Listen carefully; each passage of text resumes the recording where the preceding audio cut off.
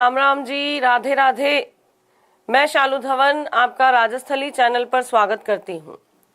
बताइए आप सभी कैसे हैं। हाँ जी, बिल्कुल काफ़ी बच्चे जुड़ चुके हैं और मैं भी उम्मीद करती हूँ आप सभी अपने अपने स्थानों पर स्वस्थ और मस्त होंगे। बिल्कुल सभी को नमस्ते, सभी को गुड मॉर्निंग। सुबह सुबह जो है इस तरह की चर्चा अपने आप में ही आपको रिफ्रेश कर देती है ना। मुझे तो कम से कम कर ही देती है। आप सब बच्चों के जब कमेंट्स आते हैं तो अपने आप को ही बहुत अच्छा एनर्जेटिक फील होता है। रिद्ध्या जी, बिल्कुल सभी को गुड मॉर्निंग। प्रेम, कालूलाल, अशोक, हाँ सभी के बिल्कुल कमेंट्स मुझे प्रॉपर नजर आ रहे हैं। शैलजा और बिल्कुल काफी बच्चे जुड़ चुके हैं। दिव्या, सभी को नमस्ते, सभी को राधे राधे।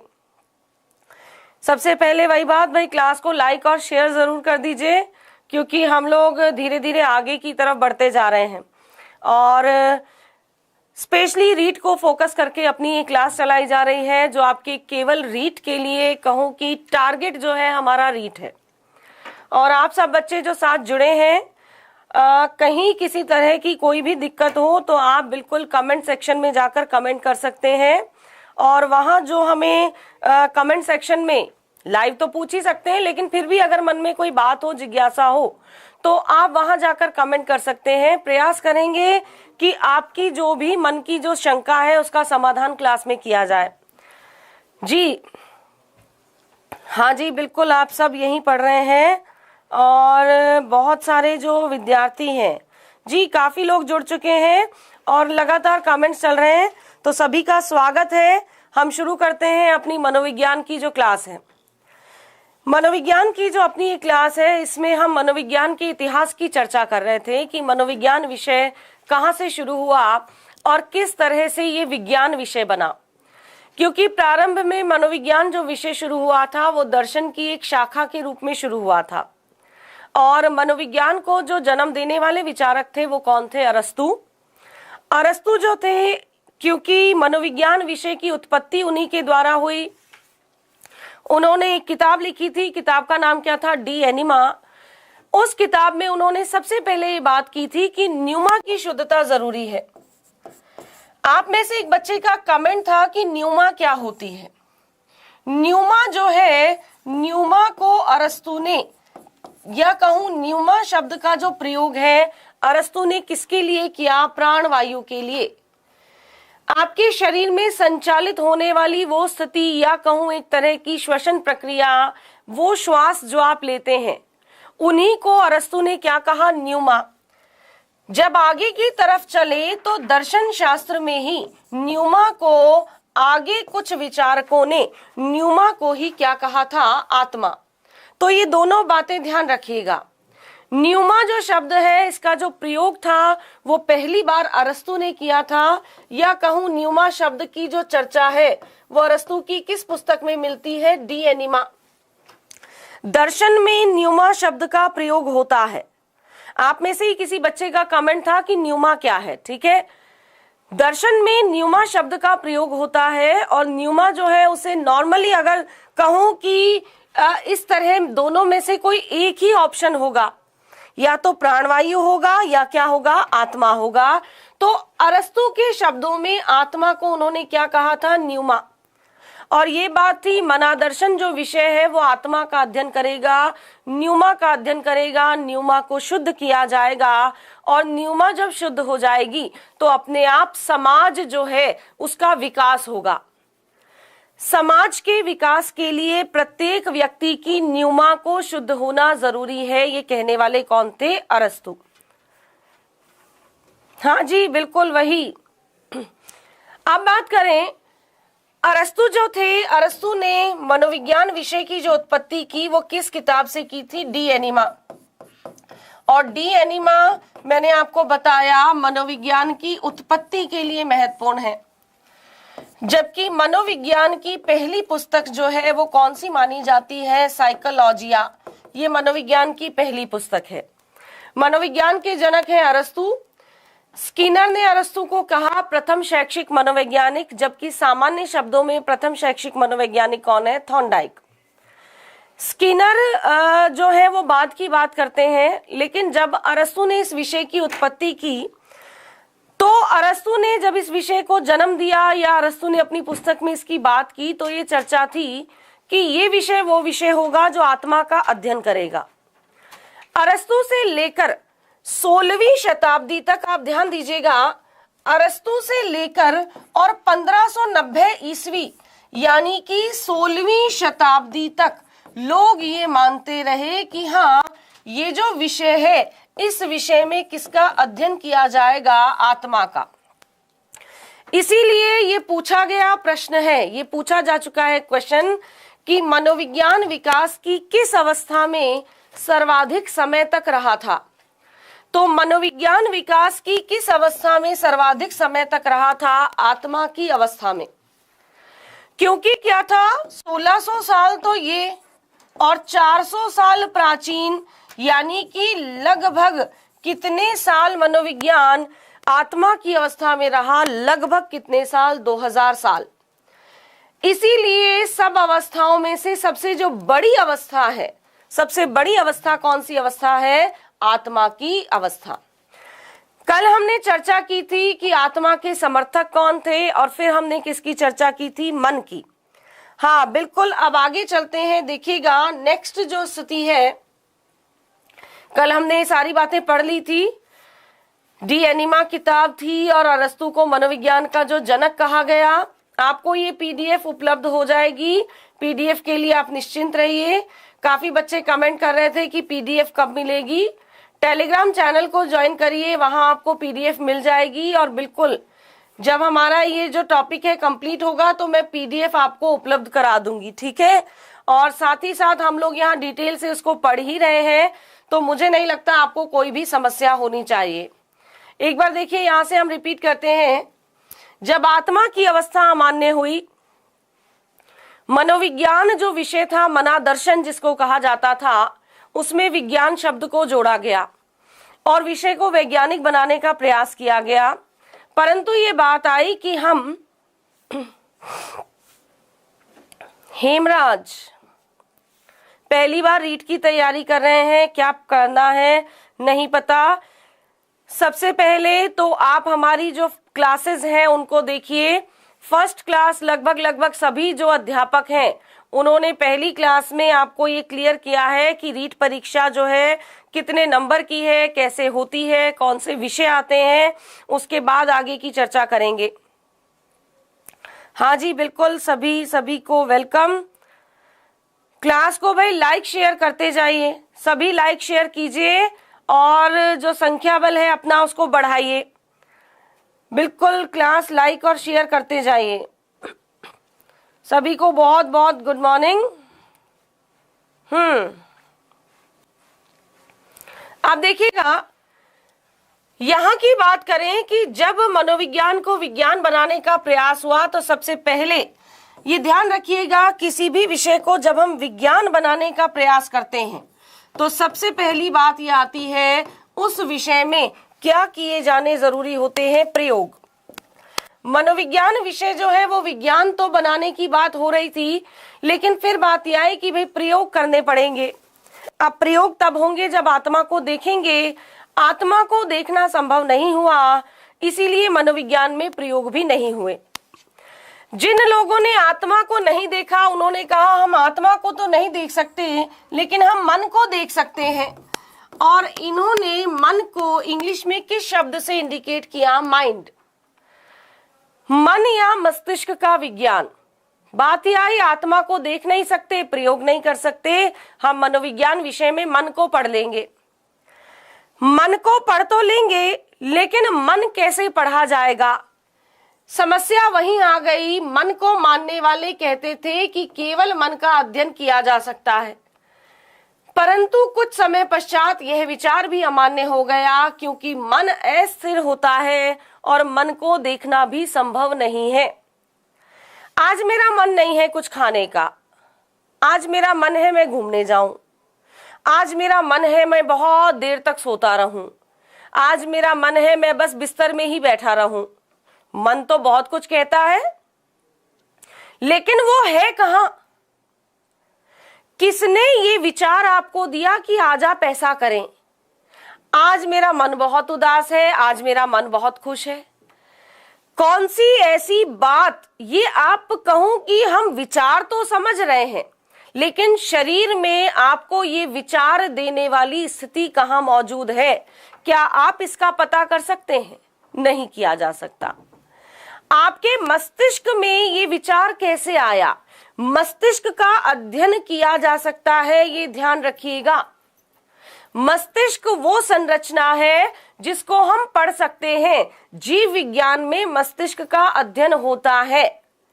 मस्तिष्क की सत्ता है, मस्तिष्क का वजन, जन्म के समय बच्चे के मस्तिष्क का वजन 350 ग्राम, और जैसे जैसे हम वयस्क होते जाएंगे लगभग 1200 से 1400 ग्राम। हम उसको पढ़ सकते हैं, मस्तिष्क का अध्ययन कर सकते हैं, उसकी संरचना पढ़ी जाती है। आप में से बहुत से बच्चे विज्ञान के हैं, लेकिन उस मस्तिष्क में मन कहां है? विचारकों ने जब कहा हम मन को पढ़ेंगे, तो ये बात आई, भाई हम मस्तिष्क को देख तो सकते हैं, लेकिन उसमें छिपे मन को बताओ कहां है। मन को भी देखना पढ़ना संभव नहीं हुआ, इसीलिए ये वाला जो मत है, ये मत भी कैसा हो गया, अमान्य हो गया। भाई जब तक कोई कंटेंट हम देखेंगे नहीं, हमारे विषय की विषय वस्तु दिखेगी नहीं, तो प्रयोग कैसे होंगे? भूगोल की बात करूं, आज आप भूगोल में नदियां, पर्वत, पठार, पेड़ पौधे सब पढ़ते हैं, लेकिन हर चीज दिखाई देती है भाई। हर चीज को देख सकते हो, हर चीज पर प्रयोग संभव है। आज हम कई तरह से अध्ययन करते हैं, हर एक चीज जो है, हर एक स्थिति को हम छू सकते हैं। भूगोल के अकॉर्डिंग अगर हम बात करें, ज्वालामुखी की चर्चा कर रहे हैं तो ज्वालामुखी भी मौजूद है। भूकंप को पढ़ा रहे हैं तो भूकंप को भी महसूस किया जा सकता है। हम खुली आंखों से भूकंप द्वारा जो भी नुकसान हुआ उसको देख सकते हैं। मन कहाँ है? ऐतिहासिक चीजों की भी चर्चा की जाती है, इतिहास को भी देखते हैं। आज आपके भारत की बात करूं, हमारे यहाँ कितनी पुरातन वस्तुएं मौजूद हैं। लाल किला देख आइए, ताजमहल देख आइए, कुतुब मीनार को देख लीजिए, प्रत्येक चीज मौजूद है, लेकिन मन एक ऐसी स्थिति है जिसे देखना संभव नहीं हुआ। देखना संभव नहीं हुआ, महसूस करने की जो बात आई वो भी क्लियर नहीं हो पाई, इसीलिए विचारकों ने मन को पढ़ना भी क्या कर दिया, अमान्य कर दिया। अब ये चर्चा हुई कि भाई हम इस विषय में क्या पढ़ेंगे। विषय तो आगे तभी जाएगा जब कुछ ना कुछ पढ़ेंगे। आत्मा पढ़ेंगे नहीं, मन पढ़ेंगे नहीं, तो विषय खत्म करो। विषय में जब पढ़ने का ही कुछ नहीं है, तो फिर विषय को पढ़ने का औचित्य क्या है, जब पढ़ने के लिए ही कुछ नहीं है। तीसरे तरह के विचारक आ गए, जिन्होंने किसका अध्ययन मनोविज्ञान को माना, किसका अध्ययन माना, चेतना का अध्ययन। ये ध्यान रखिएगा, ये वो अवस्था है जहां से आपके लिए बहुत से प्रश्न पूछे जाते हैं, महत्वपूर्ण अवस्था है। अशोक बिश्नोई, विचारकों की जन्म दिनांक भाई मनोविज्ञान में नहीं पूछी जाती। मनोविज्ञान में ध्यान रखिएगा बहुत कम होता है कि आपसे सन पूछे जाएं, और जहां सन पूछे जाते हैं वो स्थिति हम आपको लिखवा देंगे, ठीक है। जहां सन महत्वपूर्ण होगा वो हम आपको पहले ही बता देंगे। जैसे कि मैंने साइकोलॉजिया किताब की जो डेट है वो आपको बताई है 1590। कुछ किताबें ऐसी होंगी जिनकी डेट पूछी जा सकती है, तो मैं आपको बताऊंगी।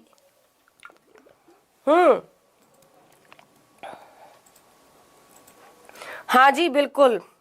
और बाकी स्थिति की बात करें तो देखिएगा, ये जो डेट्स हैं ये बहुत इंपॉर्टेंट नहीं है। यहाँ पर जहां जहां महत्वपूर्ण होगी वहां वहां मैं आपको स्वतः ही लिखवा दूंगी, ठीक है। टोकन इकोनॉमी क्या है अशोक?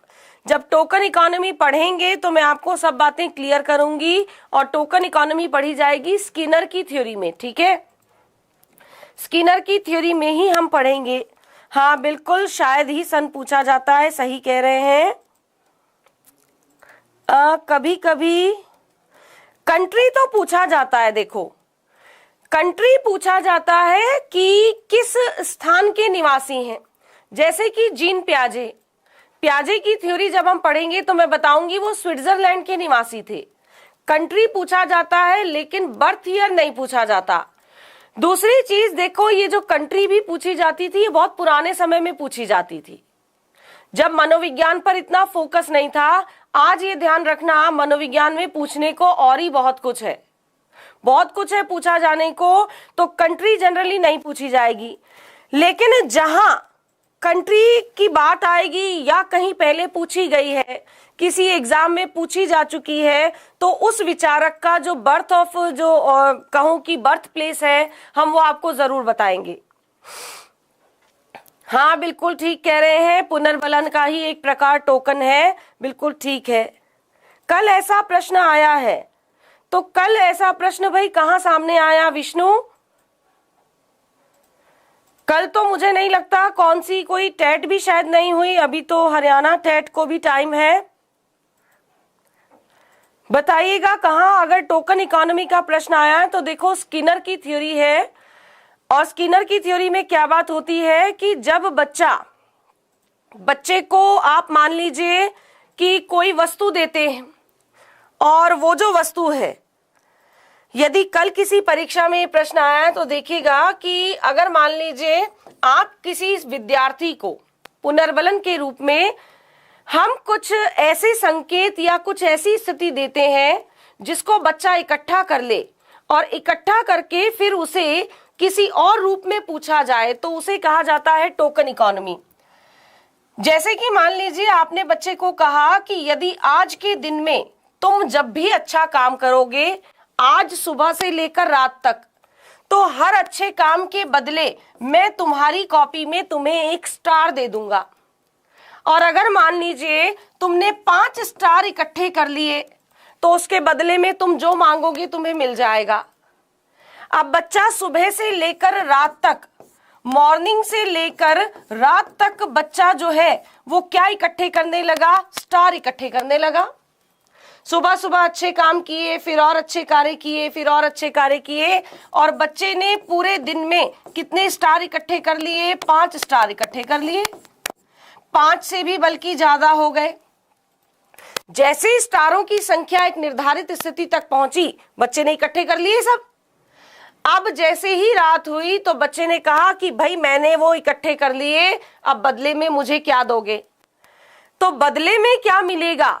मैंने कुछ संकेतों को इकट्ठा कर लिया, कुछ चीजों को इकट्ठा कर लिया, तो बदले में हमने जो डिमांड की, यानी कि हमने एक स्थिति को दूसरी से बदला, तो वो स्थिति क्या होती है? Token economy. ठीक है, तो हाँ ये पूछा जा चुका है, और कहूं कि देखो कई बार पूछते हैं। फिलहाल आप अपनी जो हम पढ़ रहे हैं उस पर ध्यान दीजिएगा, और अगर किसी परीक्षा में पूछा गया है तो मुझे जिक्र जरूर कीजिएगा कौन सी परीक्षा है। अब देखिएगा तीसरी जो अवस्था है, महत्वपूर्ण अवस्था, कौन सी अवस्था है? चेतना की अवस्था महत्वपूर्ण है आपके लिए। यहां सबसे महत्वपूर्ण बात है समर्थक, ध्यान रखिएगा। चेतना की अवस्था के जो समर्थक हैं, वो पहले समर्थक कौन है? पहले है विलियम वुंट, दूसरे हैं विलियम जेम्स। विलियम वुंट और विलियम जेम्स बेहद महत्वपूर्ण है, हम अभी पढ़ेंगे। टिचनर और साथ ही साथ कौन विचारक हैं? जेम्स ली। ये सारे ही विचारक, हाँ ये सारे ही जो विचारक हैं, ये किसके समर्थक माने जाते हैं? चेतना के समर्थक। क्या कहा गया? इस अवस्था को संरचनावादी अवस्था माना जाता है, क्योंकि इसी अवस्था में मनोविज्ञान के लिए क्या दी गई? संरचना। सबसे इंपॉर्टेंट बात जो आपको यहां इस अवस्था में ध्यान रखनी है, वो ये ध्यान रखनी है कि इसी अवस्था में मनोविज्ञान दर्शन शास्त्र से क्या हुआ? अलग हुआ, और मनोविज्ञान कैसा विषय बन गया? एक स्वतंत्र विषय बन गया।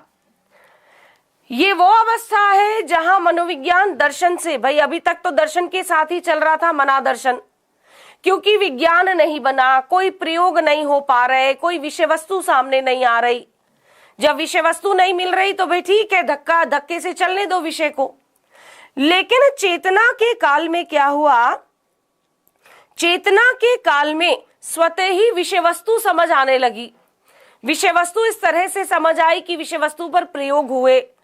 जब प्रयोग होने लगे तो विचारकों ने तय किया कि भाई अब इसकी विषय वस्तु अलग मिल गई है, इसमें पढ़ने का मटेरियल मिल गया है, तो इसे दर्शन शास्त्र से अलग करके विज्ञान विषय बनाया जाए।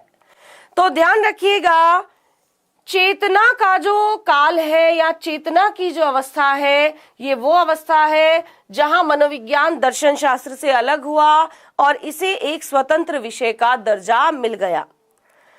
हाँ जी, ये कंस्ट्रक्टिज्म है, ये कंस्ट्रक्टिविस्ट नहीं है। संरचनावादी एक सिद्धांत अधिगम में भी पढ़ेंगे, वो अलग है, और ये संरचनावादी संप्रदाय है। ठीक है, तो ध्यान रखिएगा, इस अवस्था को संरचनावादी अवस्था माना गया क्योंकि इसी अवस्था में मनोविज्ञान के लिए क्या दी गई, संरचना, यानी मनोविज्ञान का कंस्ट्रक्शन किया गया, पुनर्निर्माण किया गया और मनोविज्ञान को नई क्या दी गई, विषय वस्तु दी गई। अगला देखिएगा, नेक्स्ट ये क्या कहते हैं, इस अवस्था में मनोविज्ञान दर्शन से होकर, बिल्कुल ये पॉइंट मैंने अभी आपको बताया ही है, ये बेहद महत्वपूर्ण रहेगा। इस अवस्था में मनोविज्ञान जो है वो दर्शन से अलग होकर स्वतंत्र स्वरूप में आ गया, स्वतंत्र स्वरूप में आया। ये काफी महत्वपूर्ण पॉइंट है। और यहाँ कुछ बातें जो आपको ध्यान रखनी है, वो क्या ध्यान रखनी है कि सबसे महत्वपूर्ण बात, मनोविज्ञान दर्शन के किस काल में अलग हुआ, तो ध्यान रखिएगा, चेतना के काल में, चेतना के काल में मनोविज्ञान दर्शन से अलग हुआ। मनोविज्ञान दर्शन से अलग होकर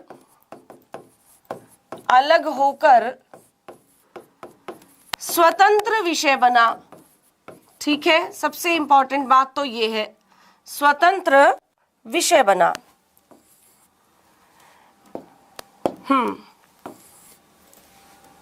अब देखिएगा, नेक्स्ट जो पॉइंट हम पढ़ने जा रहे हैं वो क्या है,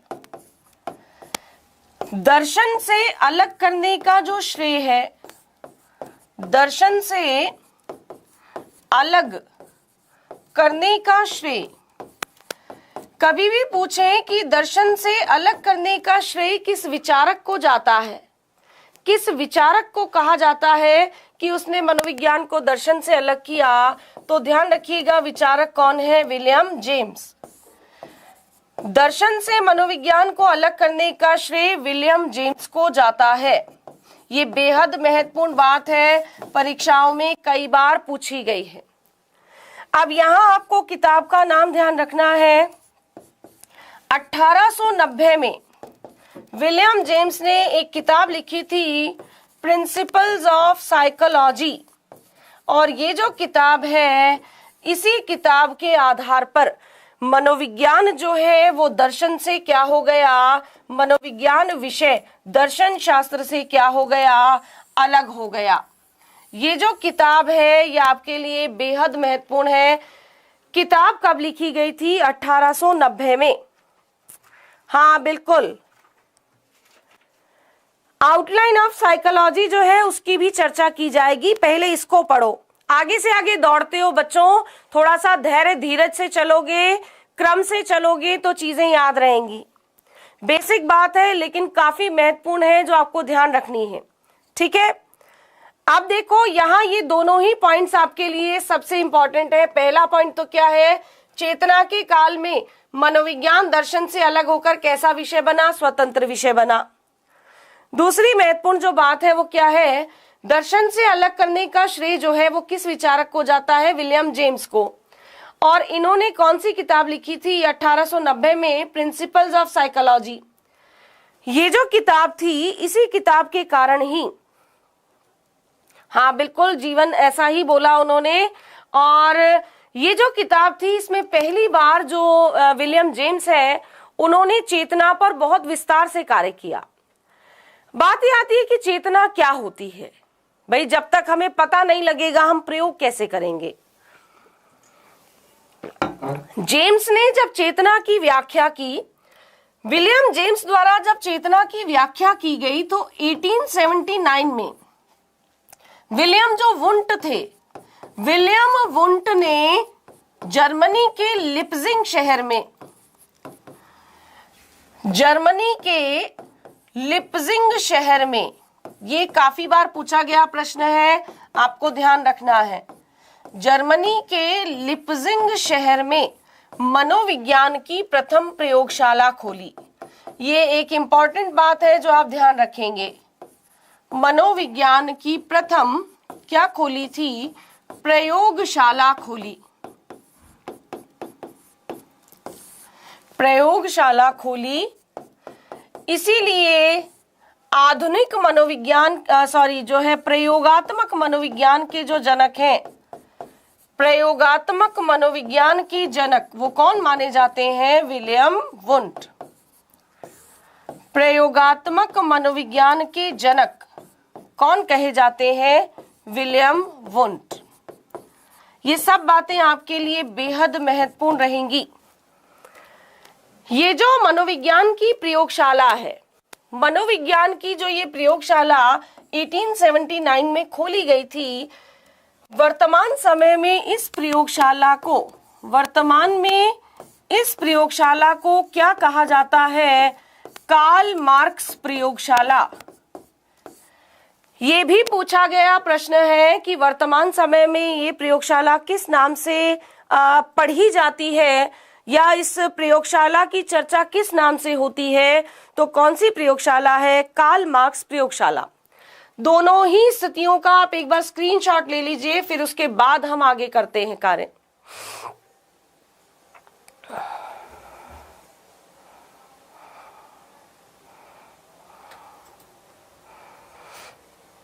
ठीक है, नेक्स्ट लीजिएगा।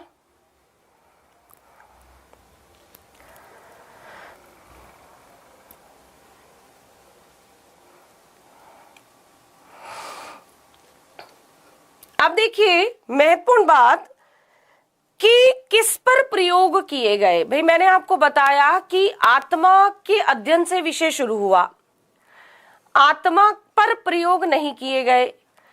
फिर बात आई कि भाई मन को पढ़ेंगे, लेकिन मन पर भी प्रयोग नहीं हुए। अब बात क्या आई कि हम मनोविज्ञान में चेतना को पढ़ेंगे। विलियम जेम्स की जो किताब 1890 में आई थी, ऐसा नहीं है कि भाई आज काम शुरू किया और आज ही मेरी किताब आ गई, ऐसा नहीं है। किताब को लिखने में, किताब पर कार्य करने में, या कुछ नई जो खोज है वो करने में वर्षों का समय बीत जाता है। तो जेम्स ने जो अपना कार्य शुरू किया था वो लगभग उसी समय कार्य शुरू किया था जब इन्होंने प्रयोगशाला खोली थी। दोनों के काम लगभग एक ही समय हुए। प्रयोग इन्होंने किए और निष्कर्ष के रूप में जो किताब थी वो निकाली किसने थी? विलियम जेम्स ने। दोनों को ही आधुनिक मनोविज्ञान का क्या कहा जाता है? जनक कहा जाता है। दोनों को ही आधुनिक मनोविज्ञान का जनक कहते हैं। अब बात यह आई कि मनोविज्ञान की जो प्रयोगशाला है उसमें चेतना पर क्या प्रयोग किए गए, या चेतना क्या होती है। कभी भी प्रश्न आ जाए कि चेतना किसे कहते हैं, तो ध्यान रखिएगा चेतना से मनोविज्ञान में क्या तात्पर्य है? किसी भी प्राणी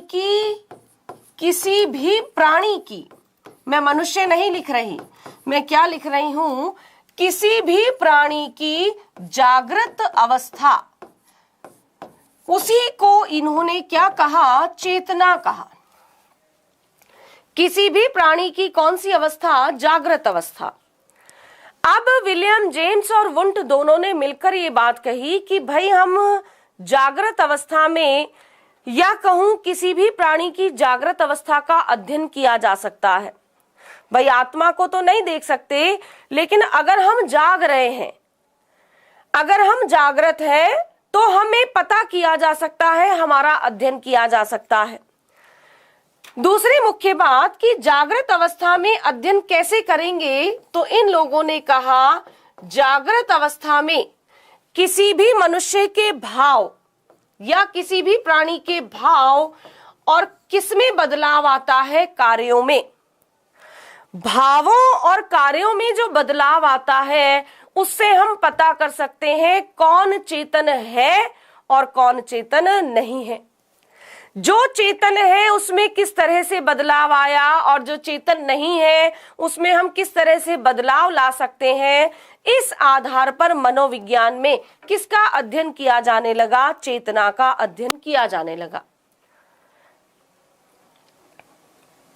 नहीं, पशुओं के लिए नहीं स्थापित की गई थी भाई, कॉमन प्रयोगशाला थी, पशुओं पर प्रयोग किए थे। हालांकि जेम्स ने जो कार्य किया था वहां से कहूं या प्रारंभ में पशुओं पर, आज भी यही है कि कोई भी जो नया एक्सपेरिमेंट होता है वो पहले पशुओं पर होता है।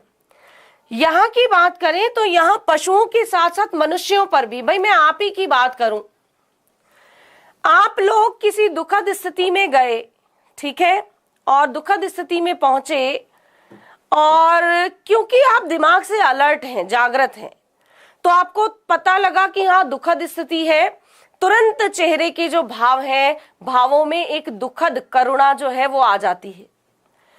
दूसरी तरफ आप किसी हंसी खुशी वाले स्थान पर गए, जैसे ही, क्योंकि आप अलर्ट हैं, जैसे ही आपको सूचना मिली कि हाँ एंजॉय चल रहा है, एंजॉयमेंट हो रहा है, तो तुरंत आपके चेहरों के जो भाव हैं उसमें बदलाव आ जाएगा और चेहरे के भाव में एक तरह का आनंद शामिल हो जाएगा। दुख के समय पर दुख का भाव, खुशी के समय पर खुशी का भाव, क्योंकि हम दिमागी तौर पर किस अवस्था में होते हैं? चेतन, कॉन्शियस होते हैं। कॉन्शियसनेस, हम कॉन्शियस हैं, हम चीजों को सोच समझ रहे हैं और उसी के आधार पर भाव बदल रहे हैं। दूसरी स्थिति देखिएगा, क्लास जो चल रही है, ठीक है, चलती क्लास में अध्यापक ने कोई चुटकुला सुनाया, चुटकुला सुनाया, पूरी क्लास हंसने लग गई, क्योंकि चुटकुला सुनाया, सबको मजा आ गया, सब हंस रहे हैं। लेकिन एक बच्चा जिसका जो कहूं वो दिमागी तौर पर पूरी तरह से अलर्ट नहीं था, कॉन्शियस नहीं था, क्लास में विचारों में वो कहीं और था, उसका ध्यान ही नहीं था क्लास में। पूरी क्लास तो हंस रही है और वो पड़ोसी बच्चे से पूछ रहा है मुझे भी बता क्या हुआ। उस समय तक उसके चेहरे पर कोई हंसी का भाव नहीं है। अब बताओ, पूरी क्लास में टीचर को ये पता लगा कि नहीं लगा, क्लास में कौन तो चेतन मौजूद था और कौन चेतन मौजूद नहीं था? क्लास के 25-30 बच्चे, 29 तो हंस रहे हैं क्योंकि चुटकुला सुना, समझा। एक बच्चा अभी भी पूछ रहा है भाई मुझे भी बताओ क्या हुआ। अभी उसके चेहरे पर कोई स्माइलिंग नहीं है, कोई हंसी का भाव नहीं है, तो तुरंत अध्यापक को पता लग गया ये बच्चा चेतन रूप से क्लास में मौजूद नहीं था। तो बताइएगा, चेतना का अध्ययन किया जाना, उसको देखा जाना संभव है या नहीं है। दूसरी स्थिति की अगर हम बात करें, दूसरी कंडीशन क्या है कि कार्य से भी पता लगता है चेतन स्थिति का, काम से भी हम पता कर सकते हैं। कार्य की बात करूं कि मान लीजिए आपने सुबह, मैं आप लोगों की बात कर रही हूं, आप सुबह 7 बजे से रात को 7 बजे तक लगातार एक ही स्थिति में बैठकर काम कर रहे हैं और आपका कार्य कुछ लिखने का है, ठीक है, एक के बाद एक कुछ ऐसी स्थिति है, आपको कल अपनी फाइल जमा करानी है, कल फाइल जमा करानी है और आप काम कर रहे हैं। फाइल में किए गए कार्य को देखकर भाई आपने फाइल कंप्लीट कर दी और आपने जमा करा दी। फाइल जब जमा कराई गई तो 2 फाइलें जमा कराई गई, दोनों फाइलों को देखकर यह बताया जा सकता है कि कौन सी फाइल का काम तो आपने पहले किया और कौन सी का बाद में किया। क्योंकि सुबह जब आप कार्य करते हैं तो आप दिमागी तौर पर क्या होते हैं? चेतन होते हैं, और जैसे जैसे दिन ढलता है हमारे कार्य में आने वाले बदलाव से पता किया जा सकता है कि हम उस स्थिति में चेतन हैं अथवा नहीं है। तो ध्यान रखिएगा कि हाँ जी, ये ध्यान रखिएगा कि चेतन स्थिति का पता भाव से भी लगाया जा सकता है और चेतन स्थिति का पता किससे लगाया जा सकता है? कार्य से।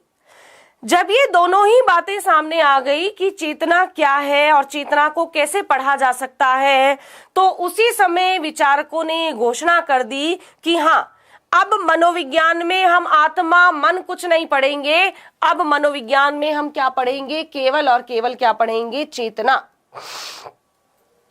जी, अंतर्दर्शन विधि इसी समय, हाँ बिल्कुल, अंतरदर्शन जो विधि है आपकी वो सब इसी समय आई, और मनोविज्ञान में बहुत जो कार्य हुआ, इंपॉर्टेंट जो अवस्था है वो कौन सी अवस्था मानी गई? चेतना की अवस्था।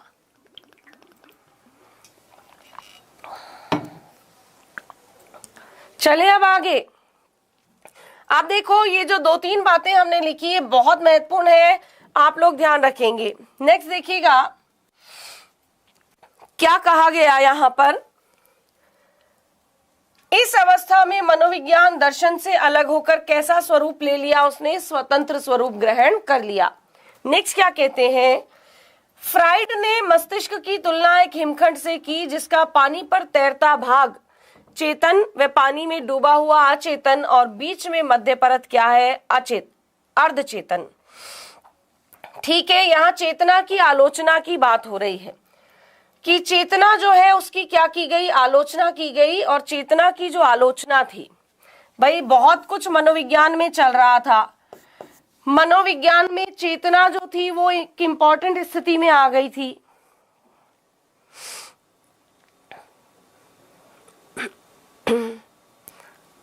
अच्छा ठीक है, चलिए सब, हाँ बिल्कुल क्लास को लाइक और शेयर करते जाइए। काफी बच्चों के जो कमेंट्स हैं भाई देखिएगा, आप सब की बात करूं, बिल्कुल ये जो सारी चीजें जो भी हम पढ़ रहे हैं ये महत्वपूर्ण होती हैं। हालांकि बिल्कुल कहूं कि बहुत ज्यादा डिटेल यहां से नहीं पूछी जाती। फर्स्ट ग्रेड की जब बात करेंगे तो फर्स्ट ग्रेड के एग्जाम में इनकी डिटेल काफी पूछी जाती है। दूसरा, सेकंड ग्रेड के एग्जाम में भी ये डिटेल से पढ़े जाते हैं। यहाँ एक बेसिक जानकारी, लेकिन हमने वो भी काफी डिटेल से ही पढ़ लिया। आप देखिएगा आउटलाइन ऑफ साइको, बिल्कुल हाँ वो भी कहूँ कि आउटलाइन ऑफ साइकोलॉजी जो किताब है उसकी भी चर्चा होगी। देखिएगा मनोविज्ञान में क्योंकि चेतना अच्छा कार्य कर रहा था या चेतना की स्थिति में अच्छा कार्य शुरू हुआ, तो चेतना की क्या शुरू हो गई? आलोचना। और चेतना की जो आलोचना है वो 2 व्यक्तियों द्वारा की गई। एक तो कौन थे? फ्राइड। हालांकि फ्राइड ने चेतना की आलोचना नहीं की प्रॉपर, इन्होंने कहा कि चेतन में और भी कुछ जोड़ा जाना चाहिए। और दूसरी जो मुख्य आलोचना की वो करने वाले विचारक कौन थे? मैकडूगल। मैकडूगल जो थे, मैकडूगल ने क्या किया कि मैकडूगल ने देखिएगा मैकडूगल ने एक किताब लिखी, और मैकडूगल ने किताब कौन सी लिखी? N outline of psychology. और ये जो किताब है, इस किताब में मैकडूगल ने चेतना शब्द की आलोचना की। और ये जो किताब है, इस पुस्तक के पेज नंबर 16 पर मैकडूगल ने किस शब्द की आलोचना की थी? मैकडूगल ने चेतना शब्द की आलोचना की। और मैकडूगल ने कहा कि चेतना बहुत बुरा शब्द है। ये ध्यान रखिएगा, ये पूछा जाता है कि मैकडूगल ने चेतना शब्द की आलोचना किस पुस्तक में की, तो पुस्तक कौन सी है? N outline of psychology.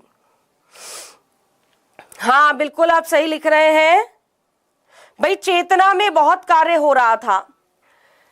चेतन स्थिति को लोग समझने लगे थे और चेतना पर काम करने लगे थे। लेकिन मैकडूगल जब आए तो मैकडूगल ने कहा कि चेतना एक बहुत बुरा शब्द है, और ये दुर्भाग्यपूर्ण है कि मनोविज्ञान में चेतना शब्द का प्रयोग हुआ। मैकडूगल ने चेतना को यहाँ आलोचना किया, और ये बात ध्यान रखिएगा, चेतना को एक कैसा शब्द बताया? बुरा शब्द बताया। ये एग्जाम में पूछा जा चुका है, चेतना को बुरा शब्द कहने वाले विचारक कौन है? तो कौन है बुरा शब्द कहने वाले विचारक? कौन से विचारक हैं? मैकडूगल। मैकडूगल ने अपनी किस पुस्तक में चेतना को बुरा कहा? पुस्तक का नाम क्या है? N outline of psychology. और किस पेज नंबर पर कहा? पेज नंबर किस पर कहा? 16 पर। यहां एक और सबसे महत्वपूर्ण जो स्थिति है वो आप ध्यान रखेंगे, मैकडूगल ने जो ये आलोचना की, इस आलोचना में जब इन्होंने चेतना शब्द को बुरा कहा तो लोगों ने मैकडूगल से यही प्रश्न किया कि भाई अगर मनोविज्ञान में हम आत्मा तो पढ़ेंगे नहीं क्योंकि दिखती नहीं है, मन पढ़ेंगे नहीं क्योंकि नजर नहीं आता, चेतना को पढ़ने लगे और तुम कहते हो चेतना बुरा शब्द है, तो तुम बताओ कि हम मनोविज्ञान में क्या पढ़ेंगे या मनोविज्ञान में किसको पढ़ा जाएगा। तो ध्यान रखिएगा, मनोविज्ञान में पहली बार, प्रथम बार जो मनोविज्ञान की बात करूं तो मनोविज्ञान में प्रथम बार व्यवहार शब्द का प्रयोग करने वाले भी कौन थे? मैकडूगल। ये ध्यान रखिएगा, मनोविज्ञान में व्यवहार शब्द का प्रथम बार जो प्रयोग है, व्यवहार शब्द का प्रथम बार प्रयोग करने वाले जो विचारक थे वो कौन थे? मैकडूगल थे।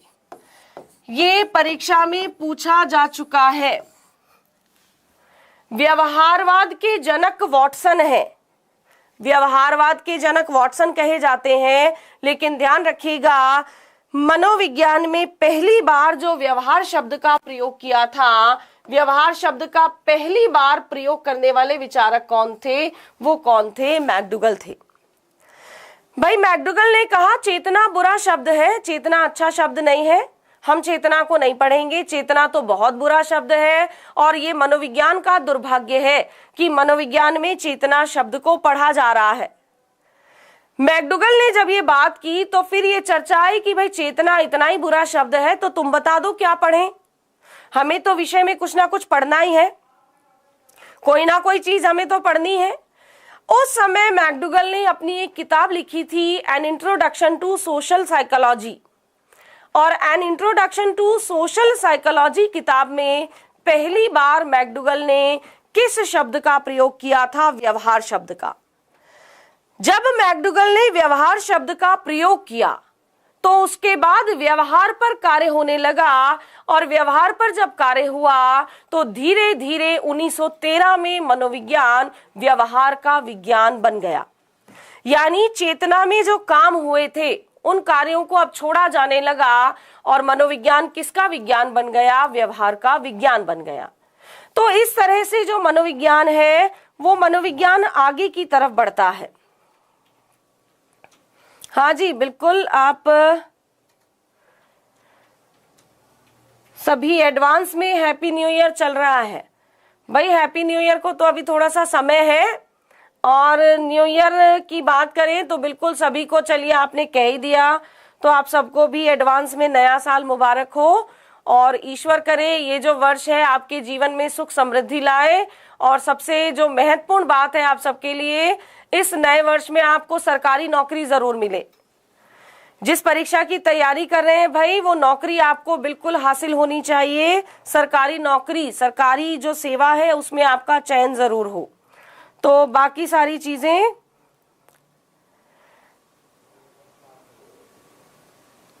चलिए अब ये ध्यान रखिएगा, यहाँ जो मैंने आपको जो भी जो जानकारी दी, जो भी यहाँ बात करें कि जो भी हमने अभी तक पढ़ा, ये सब वो स्थितियां हैं जहां से लगातार प्रश्न किए जाते हैं। चेतना शब्द की जो बड़ी आलोचना थी वो किसने की थी? मैकडूगल ने। हालांकि फ्राइड भी इसी के साथ थे। फ्राइड जो थे, फ्राइड क्या कहते थे कि मनोविज्ञान में केवल चेतना ना पढ़ी जाए। फ्राइड कहते थे मनोविज्ञान में चेतन तो पढ़ा ही जाए, चेतन के साथ हम क्या पढ़ें? अचेतन, और साथ ही साथ हम क्या पढ़ें? अर्धचेतन। भाई कॉन्शियसनेस को पढ़ा जाए, फिर अनकॉन्शियसनेस को पढ़ा जाए, और साथ ही साथ तीसरी स्थिति सब कॉन्शियसनेस को पढ़ा जाए। तो ये बात तय की गई कि भाई मनोविज्ञान में केवल चेतना नहीं पढ़ी जाएगी, चेतना के साथ साथ अचेतन और अर्धचेतन को भी पढ़ा जाए। तो जब ये सारी चर्चा हुई, भाई मैकडूगल ने तो चेतना को ही बुरा बता दिया और फ्राइड ने कहा केवल चेतना नहीं पढ़ी जाएगी। केवल चेतना पढ़ी जाएगी तो हम लोग मनोविज्ञान की केवल कितनी % विषय वस्तु को पढ़ रहे हैं? 1/10, क्योंकि 9/10 हिस्सा तो जो है वो कौन सा हिस्सा होगा? अचेतन होगा। फ्राइड ने जब इस तरह की चर्चा की, मैकडूगल उसको बुरा बता ही चुके थे, और नया शब्द मैकडूगल ने कौन सा दिया था? व्यवहार। तो धीरे धीरे इसका जो कहूं, इसका प्रभाव ये हुआ कि मनोविज्ञान मनोविज्ञान चेतना का अध्ययन छोड़कर किसका विज्ञान बन गया? व्यवहार का विज्ञान। बाल केंद्रित शिक्षा देखिए, बाल केंद्रित शिक्षा पर तो बहुत से लोगों ने कार्य किया, और जो शिक्षा मनोविज्ञान की बात करें तो पहली बार शिक्षा और मनोविज्ञान को जो जोड़ने वाली किताब है वो ईमाइल कही जाती है। ईमाइल में रूसो ने काफी कार्य किया, और ड्यूई ने जब प्रयोगशाला खोली तो वहां उन्होंने बाल केंद्रित शिक्षा की पुरजोर व्याख्या की और पूरी तरीके से उसको एक्सप्लेन किया।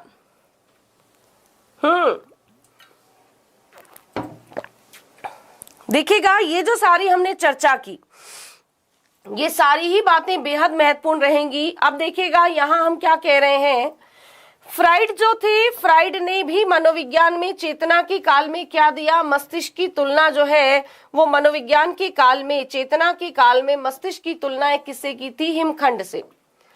हिमखंड जो पानी में तैरता हुआ बर्फ का एक टुकड़ा है। जब हम फ्राइड को डिटेल से पढ़ेंगे, सिगमंड फ्राइड को पढ़ेंगे, तो मैं आपको बताऊंगी कि इन्होंने किस तरह से मस्तिष्क की तुलना एक हिमखंड से की थी।